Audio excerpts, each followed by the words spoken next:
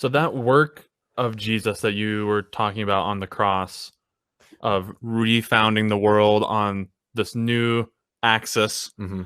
I'm just wondering how is that accomplished? I don't mean to get too nerdy with it, but I'm sure that I guess I'm just guessing there were other innocent people that the Sanhedrin and the Roman authorities conspired to kill innocent people before Jesus. I'm thinking that probably happened. Why didn't their death on a Roman cross accomplish some of these things? What's special about Jesus dying in that way? Yeah, I mean, first of all, you're correct. I mean, one of the scandals of the cross is that Jesus was but one of three that day. Yeah. Right. We kind of get the idea that that crucifixion was rare and exotic. It wasn't. It was common. I mean, it was a form of Roman psychological terror imposed upon an occupied people. They did it publicly. There had been a slave revolt. We all know about Spartacus. And when that revolt was finally crushed, they took the slaves that had participated in that final battle against the Roman legions, and on either side of the road for 60 miles, every 100 meters, think about it, for 60 miles, every 100 meters on either side of the road, a crucified slave. Something similar happened when Jesus was an adolescent in nearby Sepphoris, just a few miles from Nazareth. There had been an uprising, and that's what the Romans did. The Romans didn't, I mean, the Romans would execute, it was a brutal age, and they would execute you for all kinds of crimes, but they didn't go, crucifixion is troublesome. You gotta find the wood, and it takes them a long art form, really. It's a display. It's a big. So if somebody just committed, run-of-the-mill murder or far lesser crimes, they'll just, kill you with the sword, just dispatch you as quickly as possible so it's not a hassle for them. Crucifixion was reserved for those kinds of crimes that challenged the supremacy of the empire. Yeah. Okay, so why is Jesus' crucifixion different? Because thousands the Romans crucified tens of thousands of people. Why is Jesus different? Well, because Jesus is God. That Jesus is God. And this is the supreme self-disclosure of God. Now, the entire life of Christ, of course, is, as we confess as Orthodox Christians, small o, Orthodox Christians, of course, the big O confess it too, that Jesus Christ is very God of very God, that the Word has been made flesh, that Jesus Christ is both fully God and fully human. And so in the incarnation, Christ takes on humanity, that he ultimately might heal humanity, but he's going to live the divine life as a human being, and it reaches its culmination on Good Friday when Jesus Christ is crucified. So that Hans Urs von Balthasar, one of my favorite theologians, German Catholic theologian from the 20th century, said, being disguised under the disfigurement of an ugly crucifixion and death, Christ upon the cross is paradoxically the clearest revelation of who God is. And so this is the supreme revelation of who God is, that Good Friday is that moment when the sin of the world, think of it this way, coalesces into a hideous singularity. And the sin of the world with great violence is sinned into the body of the Son of God. But what happens? The Son of God says, Father, forgive them, for they know not what they do. Now, don't for a moment make the mistake of thinking that Jesus is acting as an agent of change upon the Father. That's not what's happening. Throughout the Gospel of John, all of them, but especially in John, Jesus says repeatedly, over and over, things like this. I only do what I see the Father doing. I only say what I hear the Father say. If you've seen me, you've seen the Father. The Father and I are one. So when Jesus says, Father, forgive them, he is not acting as an agent of change upon the Father. He is revealing who the Father is. So the cross is not what God inflicts upon Christ in order to forgive. The cross is what God in Christ endures as he forgives. So the cross is many things. It is the clearest revelation of who God is as God of co-suffering love. It's where the sin of the world coalesces into a hideous singularity that it might be forgiven in mass. It's also the place where the principalities and powers are finally humiliated and put to shame. Paul says that in Colossians and Corinthians. Why is that? How is that? How are they humiliated? In crucifixion, part of the humiliation of crucifixion was the shame of being crucified naked. And it's so shameful, we still can't quite bear that. So even depictions of Christ crucified, we can't completely go there, right? But it was done that way because that was part of the humiliation, the shame of public nakedness.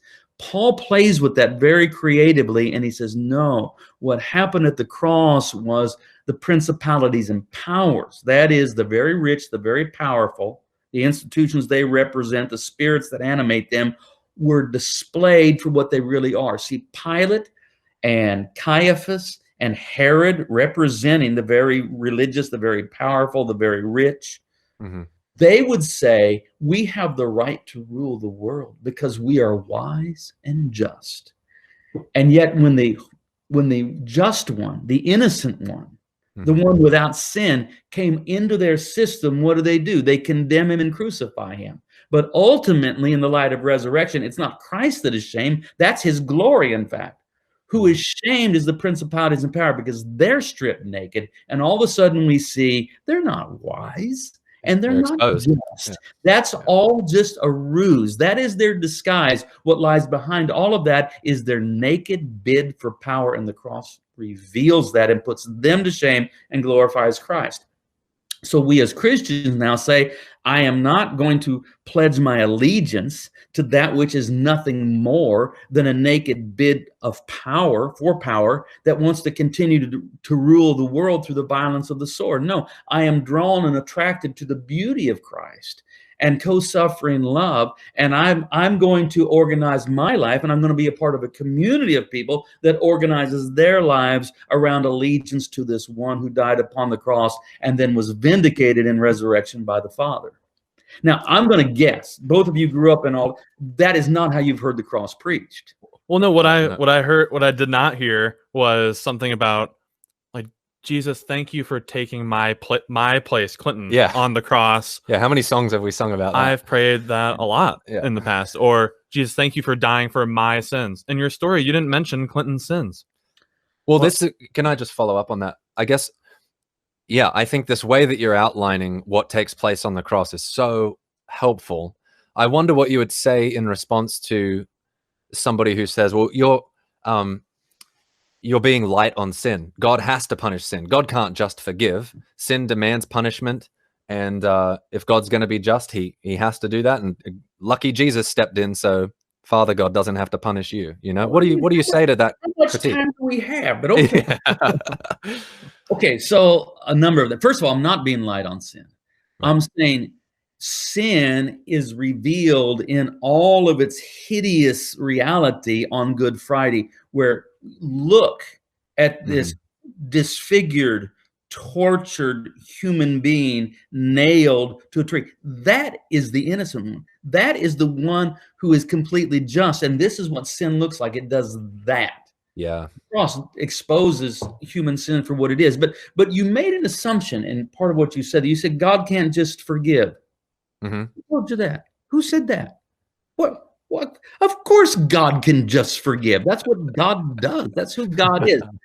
It seems like that's what he's asking me to do too. Yeah, exactly. That's what he calls us to do. Presume that God is in fact penultimate. That maybe God is love, but God says, look, y'all, I'd love to forgive you because that's who I am. I'm a loving God.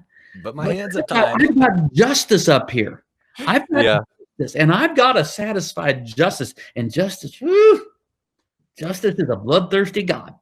Yep. And justice is going to demand blood. So if that's the way it is, I'm like, well, who's in charge here? Yeah. Part of the problem is Westerners in general, Americans in particular, think of justice as retribution. as Yes, purely and is in sinful, as opposition to sinful. love. It's like God is love, but he's also just. Remember that.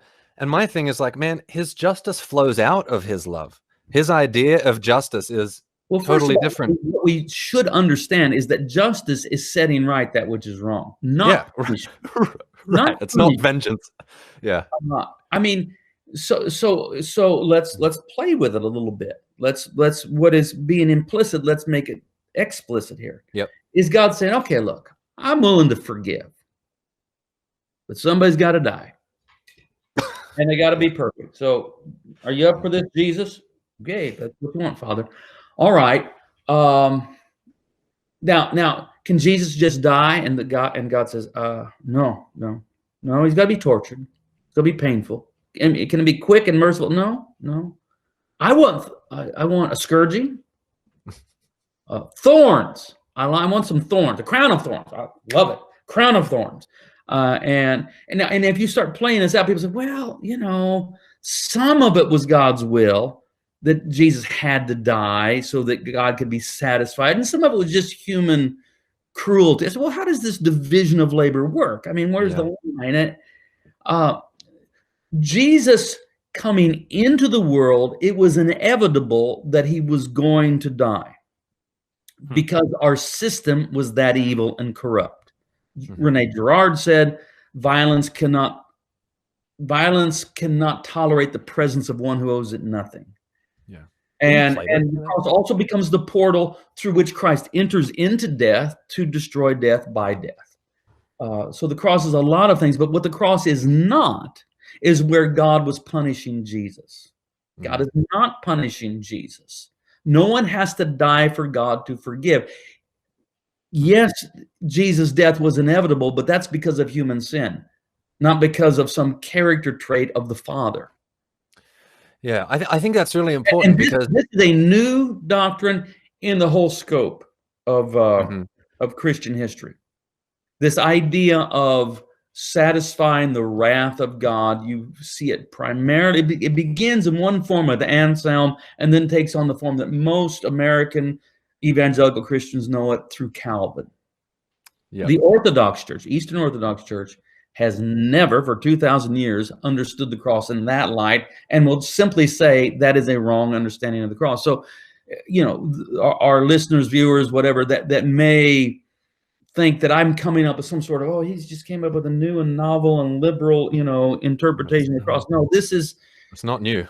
I mean, if you want to say that penal substitutionary atonement theory is the correct understanding of the cross, I don't believe it is. But what you objectively must say is, and we didn't know this for the first 1,000 years. And really, we didn't know it for the first 1,500 years. Because what it is Calvin's understanding of the cross. It's not something that is patristic in nature.